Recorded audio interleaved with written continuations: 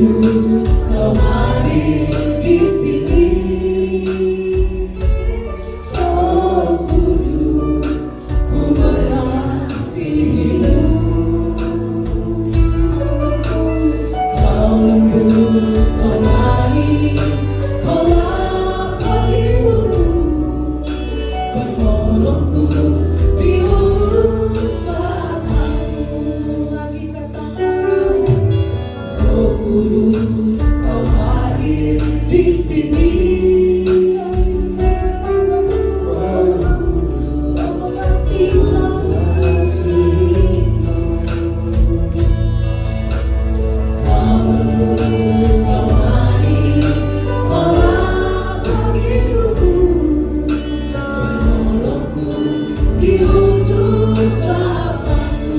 Mari katakan, ku buka hati untuk Roh-Mu Tuhan. Ku buka hati menyembah Raja di segala raja. Mari Tuhan, penuhi kami dengan kuasa amat-Mu. Ku buka hati untuk Roh-Mu Tuhan. Ku buka hati menyapa-Mu Yesus. Jamahlah kami, penuhi kami dengan kuasa amat tinggi. Mari Bapak Ibu katakan, Roh Kudus, Kau hadir di sini. Roh Kudus, Kau hadir di sini. Roh Kudus,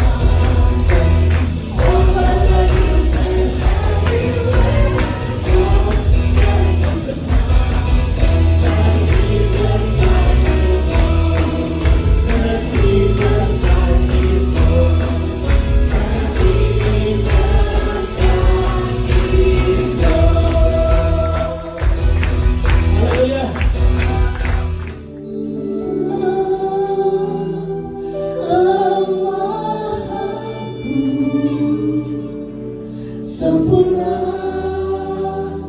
kuasa-Mu, hebatnya tantanganku, lebih hebat Tuhanku.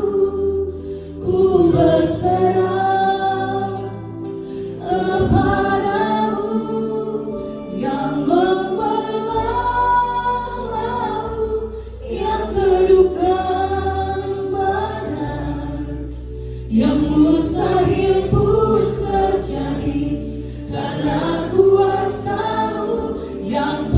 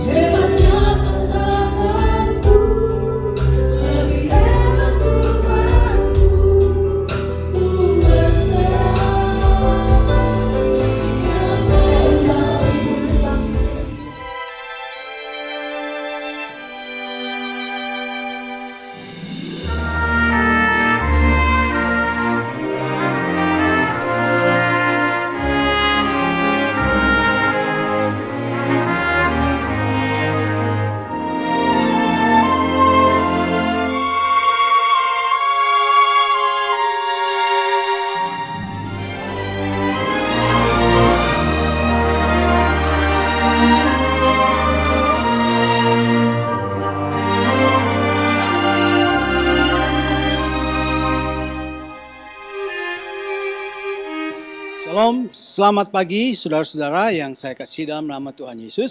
Sebelum kita mendengarkan firman Tuhan, marilah kita berdoa terlebih dahulu. Tuhan Yesus, terima kasih untuk pagi yang cerah, yang indah, yang baik, di mana kasih karunia-Mu Engkau berikan bagi anak-anak-Mu ketika kami sedang beribadah. Ketika kami dalam kehidupan sehari-hari pun, kasih karunia-Mu selalu baru. Dan di pagi hari ini, kami mendapatkan kasih karunia yang baru, yaitu sukacita yang daripada Engkau untuk merayakan Natal ya Tuhan. Tuhan Yesus, pagi ini kami akan mendengarkan firman-Mu. Tuhan tolong kami. Dalam nama Yesus kami berdoa. Amin. Baik, saudara-saudara, minggu lalu kita sudah belajar di dalam ibadah online, yaitu satu-satunya pengharapan bagi kita di dalam dunia ini, atau selama kita hidup, atau selama kita hidup dan kita menghadapi banyak masalah, banyak problem, apalagi sudah mau mendekati Natal ini banyak masalah, banyak problem, tidak ada lain pengharapan kita hanya di dalam Tuhan Yesus Kristus.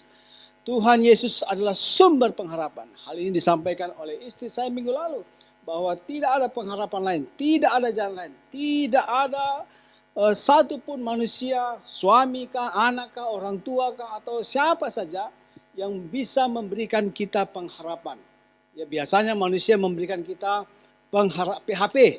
pengharapan yang palsu. Tetapi kalau Tuhan Yesus, pengharapannya pasti datang dan pasti dialami oleh setiap orang yang percaya kepada Tuhan Yesus.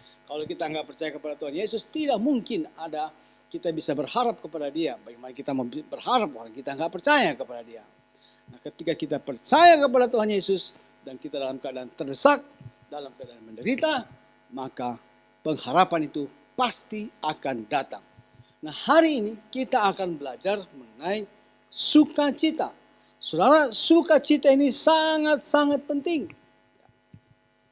Kalau minggu lalu pengharapan, minggu ini tentang sukacita di dalam kita menderita, atau sukacita ketika kita sedang menghadapi himpitan, atau sukacita ketika kita sedang menghadapi masalah demi masalah. Apalagi sekarang sudah mendekati Natal. Di bulan-bulan Natal ini, dari tanggal 1 sampai tanggal 31, bahkan sampai bulan Januari, orang-orang itu bersukacita. Tetapi ada orang yang sukacitanya semu, ada orang yang sukacitanya karena dia bahagia. Karena dia bahagia, maka dia bersukacita. Tetapi ada orang yang tidak bahagia, tetapi dia pura-pura bersukacita karena pergi Natal, karena makan gratis, karena senang-senang. Itu hanya semu. Nah, kita mau sukacita kita itu adalah sukacita yang tetap, sukacita yang beneran, sukacita yang real. Karena ketika kita menghadapi sukacita yang real, maka kita sangat berbahagia. Dan sehingga sukacita ini sangat penting. Supaya apa? Supaya orang bahagia. Ingat ya saudara ya, sukacita sangat penting supaya kita hidup berbahagia. Kalau sukacita yang semu, sebenarnya di balik itu orang sebenarnya sedang stres. Kalau sukacita yang semu, sebenarnya selesai Natal dia akan kembali stres. Selesai Natal dia akan kembali susah. Selesai Natal dia akan kembali pusing. Setelah Natal banyak meninggalkan hutang. Hutang karena apa? Hutang karena beli baju baru, hutang karena beli paha babi, hutang karena beli kaki babi, hutang karena beli ayam. Ya, jadi dia sukacita hanya tanggal 25 saja. Setelah itu dia stres. Maka kita sangat perlu bersukacita supaya kita bahagia. Tetapi sukacitanya adalah sukacita yang tetap. Oke, saudara. Nah, tapi kita melihat kenyataannya begini, saudara. Semakin ke sini, kok malah semakin sukacita yang orang-orang yang bersukacita yang semu itu kok semakin banyak ya. Semakin ke sini, semakin dekat Natal, kok banyak orang yang yang stres ya. Karena mikirin, aduh bagaimana saya mau punya baju baru. Harusnya berbahagia, malah tidak berbahagia. Semakin ke sini, orang semakin stres. Kenapa? Karena sebagian orang, ya ini termasuk saya, harusnya kita mendapat THR, kita malah tidak dapat THR. Jadi tambah stres. Kita susah bersukacita. Akhirnya kita ngutang, tambah tidak bisa bersukacita. Hanya mendapatkan sukacita yang semu. Masuk tahun baru, tambah hutang, tambah stres, tambah sedih, tambah susah, tambah menderita, tambah kere. Nah untuk itu, siang ini, pagi ini, kita belajar. Saudara dan saya belajar bagaimana supaya kita mengalami sukacita meskipun tidak ada THR. Nah, bagaimana kita mengalami sukacita meskipun uang lagi pas-pasan ini untuk Natal.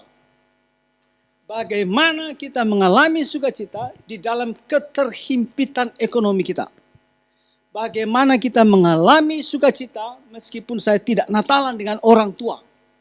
Atau bagaimana kita bisa mengalami sukacita meskipun kita tidak Natalan dengan orang-orang yang kita kasihi. Dan bagaimana kita bisa bersukacita meskipun Natalan kita cuma makan mie instan. Meskipun Natalan kita cuma tidak makan kaki babi. Bisa nggak orang bersukacita dalam keadaan menderita? Bisa. Bisa nggak orang bersukacita dalam keadaan kantong kempes? Bisa.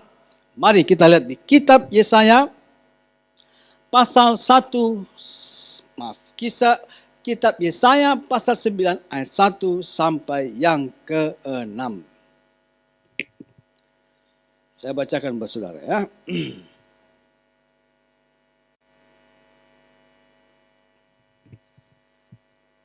Yesaya 9 ayat 1. Bangsa yang berjalan di dalam kegelapan telah melihat terang yang besar. Mereka yang diam di negeri kekelaman, atasnya terang telah bersinar. Engkau telah menimbulkan banyak sorak-sorak dan sukacita yang besar. Mereka telah bersukacita di hadapanmu. Seperti sukacita di waktu panen, seperti orang bersorak-sorak di waktu membagi-bagi carahan, sebab kuk yang menekannya dan gandar yang di atas bahunya, serta tongkat si penindas, telah kau patahkan seperti pada hari kekalahan Midian. Ayat 4. Sebab setiap sepatu tentara yang berderap-derap dan setiap jubah yang berlumuran darah akan menjadi umpan api. Ayat 5. Sebab seorang anak telah lahir untuk kita, seorang putra telah diberikan untuk kita, lambang pemerintahan ada di atas baunya, dan namanya disebut orang penasihat ajaib, Allah yang perkasa, Bapa yang kekal, Raja damai. Besar kekuasaannya, dan damai sejahtera tidak akan berkesudahan di atas tahta Daud dan di dalam kerajaannya. Karena ia mendasarkan dan mengokohkannya dengan keadilan dan kebenaran dari sekarang sampai selama-lamanya. Kecemburuan Tuhan semesta alam akan melakukan hal ini. Ini adalah ayat nubuatan tentang kelahiran Tuhan Yesus. Itu engkaunya huruf besar, mu-nya huruf besar, kaulah huruf besar. Jadi saudara, sukacita yang akan kita pelajari nanti ini, ke depannya ini adalah meskipun kita dalam keadaan terhimpit, Tuhan Yesus sanggup memberikan kita sukacita. Sama seperti minggu lalu, Tuhan Yesus sanggup, Tuhan Yesus menjadi pengharapan kita. Maka hari ini satu-satunya yang bisa memberikan engkau sukacita. Meskipun kantong lagi pas-pasan, meskipun harus makan mie instan, meskipun harus menderita, Tuhan Yesus akan memberikan sukacita kepada saudara. Meskipun tidak ada THR. Nah itu. Kenapa? Karena di ayat ini, ayat yang ditulis, yang disampaikan oleh Yesaya ini kan mereka sedang di dalam tekanan, mereka sedang di dalam penjajahan, mereka sedang di dalam pembuangan. Umat Israel atau umat Tuhan sedang dijajah oleh Asyur. Dijajah bertahun-tahun. Karena dijajah bertahun-tahun, maka Allah memperhatikan umatnya, memperhatikan orang Israel. Sehingga Allah menjanjikan kepada mereka bahwa mereka akan bersukacita di dalam masa penjajahan atau dalam masa penderitaan atau dalam masa penindasan. Dijanjikan Sang Mesias. Dijanjikan Allah yang perkasa. Nah, janji ini saudara, janji yang barusan kita baca ini juga berlaku atas kita. Kalau di zaman 2400 tahun yang lalu, 2700 tahun yang lalu, Tuhan membuat janji kepada orang Israel dan janji ini masih berlaku sampai sekarang bahwa hanya Tuhan Yesus Kristus, hanya Tuhan Yesus Kristus, Allah yang perkasa, penasihat ajaib, Bapa yang kekal itu yang sanggup memberikan saudara sukacita di dalam keterhimpitanmu, mu dan ku. Akhir-akhir ini orang terhimpit apa sih? Kalau sudah mau Natal, ekonomi saudara. Saya juga ngalamin.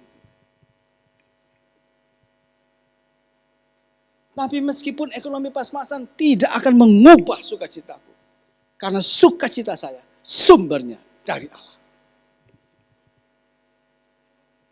Meskipun nominalnya kecil, minus, tidak ada. Saya bisa bersukacita. Karena apa? Karena Yesus. Karena janji Allah di kitab Yesaya ini tergenapi dalam kehidupan saya, dalam keluargaku, dalam istriku, dalam anak-anakku, saudara. Saya juga mau saudara mengalami hal ini. Bertahun-tahun lamanya kami tidak dapat THR. Tapi kami sukacita. Karena saya tahu sumber sukacita saya dari Tuhan Yesus. Dan itu sedang saya alami hari ini bahkan. Pastikan saudara mendapatkan janji ini. Nah saudara, bagaimana caranya Tuhan Yesus memberikan sukacita kepada orang?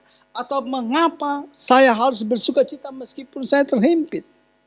Kalau saudara perhatikan di ayat 2, 3, dan 5, di situ Tuhan pakai sebab. Kenapa Yesus sumber sukacita? Karena. Kenapa Yesus sumber sukacita? Sebab. Gitu loh. Gitu ya. Mari kita akan belajar pelan-pelan ya. Saya baca dulu di ayat 1. Bangsa yang berjalan dalam kegelapan telah melihat terang yang besar. Mereka yang diam di negeri kekelaman atasnya telah bersinar. Ayat 2 ini yang paling penting saudara. Ayat 2. Engkau telah menimbulkan banyak sorak-sorak. Engkau di situ E-nya itu huruf besar. Tuhan telah menimbulkan banyak sorak-sorak dan sukacita yang besar. Berarti yang kasih kita sukacita siapa? Tuhan, engkau, Yesus. Allah yang perkasa, Bapa yang kekal, Raja damai. Sukacitanya bukan kecil, sukacitanya bukan sukacita yang semu, tetapi sukacitanya adalah sukacita yang besar. Jadi Allah datang, Yesus datang, Raja damai itu datang, Bapa yang kekal itu datang ke dalam kehidupan pribadi saya dan saudara, datang loh. Dan dia yang menimbulkan, bukan suasana yang menimbulkan, bukan. Bukan uang yang menimbulkan. Kalau sukacitanya semu itu uang yang menimbulkan. Kalau lagi ada uang kita sukacita. Kalau kita lagi susah terus kedatangan teman-teman yang akrab, dia datang dia traktir. Itu suasana yang menimbulkan kita sukacita. Tapi sayang semu. Nah kalau Allah yang datang, engkau, Yesus, Raja Damai, datang sama dengan teman-teman saudara datang kepada saudara.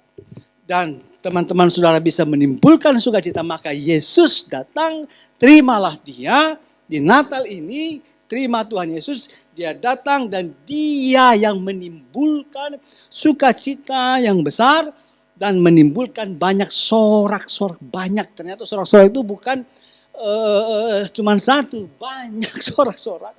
Dan sukacitanya itu besar. Sukacitanya besar artinya bukan sukacita yang semu. Karena sukacitanya yang dia berikan itu bertahan sampai selama-lamanya. Selama saya percaya kepada dia. Selama saya mengandalkan dia. Kalau teman, dia pulang selesai sukacita. Kembali lagi stres. Uang lagi banyak, dia timbulkan sukacita. Dia habis kembali lagi stres. Yesus datang menimbulkan sukacita, sukacitanya panjang meskipun tidak ada uang. Meskipun tidak ada THR. Meskipun tidak makan paha babi.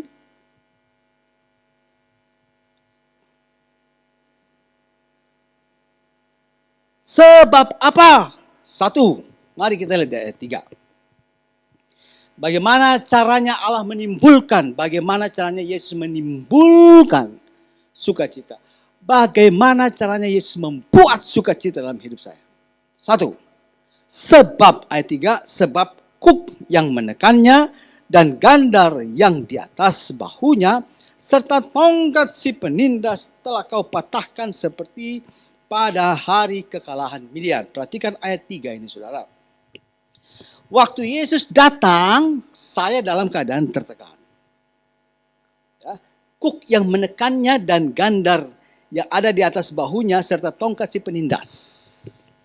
Berarti saya ini dalam keadaan sekarang ini ada kuk yang menekan saya, ada gandar yang saya pikul di bahuku, dan ada tongkat penindas yang toki-toki kepala. Tak, tak, tak. Susah nggak? Susah. Ya. Menderita nggak? Menderita. Ada kuk menderita. Ada tongkat yang pukul-pukul kita, menindas kita. Menderita nggak? Menderita. Ada gandar yang harus kita pikul. Menderita nggak? Menderita. Kuk, gandar, dan tongkat bisa hilang dengan kekuatan manusia, kekuatan uang? Bisa, tapi sementara. Tapi kalau Tuhan Yesus yang datang, Raja Damai yang saya terima sebagai Tuhan dan Juru Selamat saya. Dia datang, maka kuk, gandar, dan tongkat itu diapakan saudara?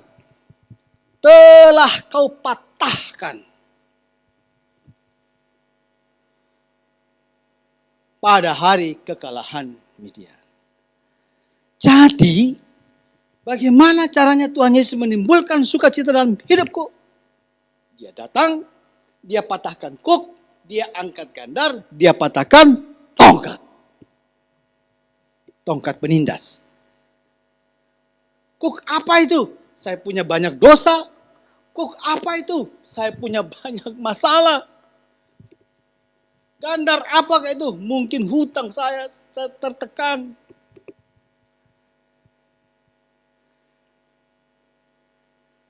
Caranya dia mengangkat gandar bagaimana? Dia kasih kita pekerjaan saudara supaya kita bisa bayar hutang.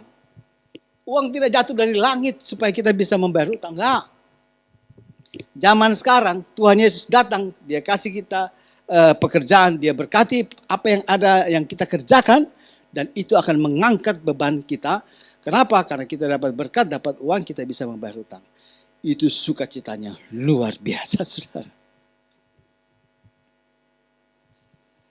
Tongkat penindas, dosa, perbuatan, kutuk, segala macam itu dipatahkan oleh Tuhan Yesus dalam kehidupan kita. Kalau kutuk sudah dipatahkan, kalau dosa sudah diangkat, kalau pekerjaan kita sudah diberkati untuk kita membayar utang, bukankah kita sedang bersuka cita? Dan bukankah sukacitanya itu lama?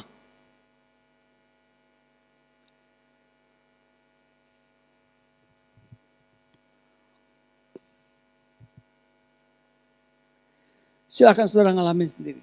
Terimalah Raja Damai di dalam rumahmu, dalam hatimu, dalam keluargamu.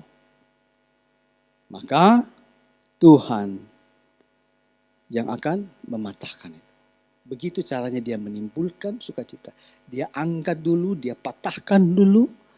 Maka dari dalam diri kita muncullah sukacita. Yang kedua, bagaimana caranya dia mengangkat sukacita kita? Saudara perhatikan baik-baik ayat ini. Sebab seorang anak, ayat 5. Sebab seorang anak telah lahir untuk kita. Seorang putra telah diberikan untuk kita. Lambang pemerintahan ada di atas bahunya. Namanya disebut orang penasihat ajaib, Allah yang perkasa, Bapa yang kekal, Raja damai.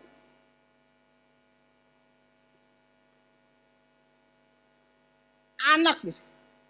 Jadi kalau anak itu datang kepada kita, saudara, percayalah kepada anak itu. Kenapa? Karena anak ini yang tidak diakui oleh orang lain, dia adalah Allah yang perkasa. Berarti kekuasaan Allah, mujizat Allah yang dulu dia janjikan itu masih berlaku, saudara. Sangat berkuasa. Dia sanggup melakukan kuasa apa saja.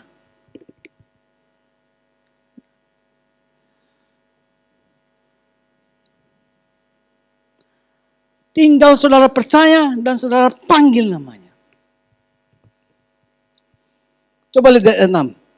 Allah yang perkasa ini besar kekuasaannya dan tidak akan berkesudahan. Sampai selama-lamanya. Panjang kuasanya. Mujizat masih ada. Masih berlaku. Kekuasaannya masih ada. Tinggal saudara panggil namanya. Sebut namanya.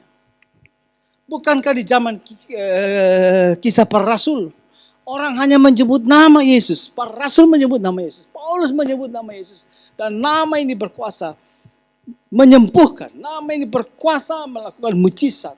Nah, hari-hari ini, kalau saudara dalam keadaan tertekan, tidak mengalami sukacita, panggil nama itu, sebut nama itu. Ya Yesus, nama yang berkuasa. Tuhan tolong, saya sedang terhimpit. Mau Natalan, saya tidak ada uang Tuhan Yesus. Tapi saya mau bersukacita, saya mau bahagia dengan keluarga saya. Tapi nggak ada uang. Dia datang dan dia melakukan kuasanya dalam keluarga saudara. Itu yang saya alami, saudara. Bukan tahun-tahun ini, tahun-tahun sebelumnya. Kalau saudara bicara masalah uang, kami berkekurangan, saudara. Tapi sukacita tidak pernah lari daripada hidupku. Karena apa? Karena Allah yang menimbulkan. Bagaimana caranya Allah menimbulkan itu? Karena saya berseru kepada Tuhan Yesus. Ada apa-apa saya berseru kepada Tuhan Yesus, saudara. Saya pantang mengemis-ngemis sama jemaat. Saya pantang bikin proposal, saudara. Gak mau saya. Saya hanya berseru memanggil nama Yesus karena nama ini sangat berkuasa. Kuasa daripada nama ini masih ada. Kuasa daripada nama Yesus masih berlaku. Yang terakhir.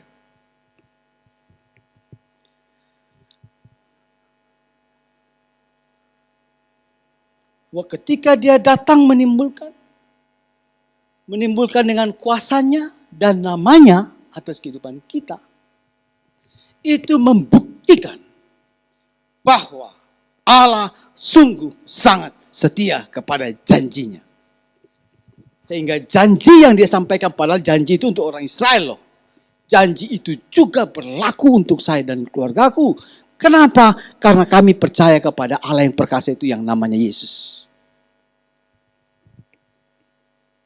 Kalau saudara berseru kepada nama Yesus, kesetiaannya terhadap orang Israel itu berlaku juga untuk saudara dan saya.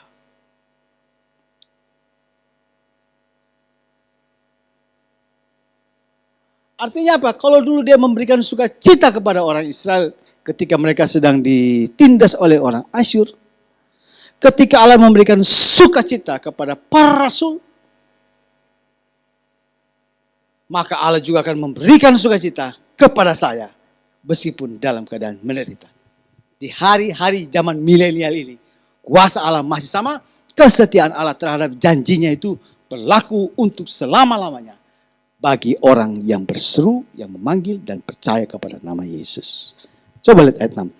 Besar kekuasaannya dan damai sejahtera tidak akan berkesudahan di atas tahta Daud dan di dalam kerajaannya, karena ia mendasarkan dan mengokohkannya dengan keadilan dan kebenaran dari sekarang sampai selama-lamanya. Dan kesetiaan Allah itu yang menimbulkan sukacita bagi saya itu berlaku juga untuk anak cucu saya.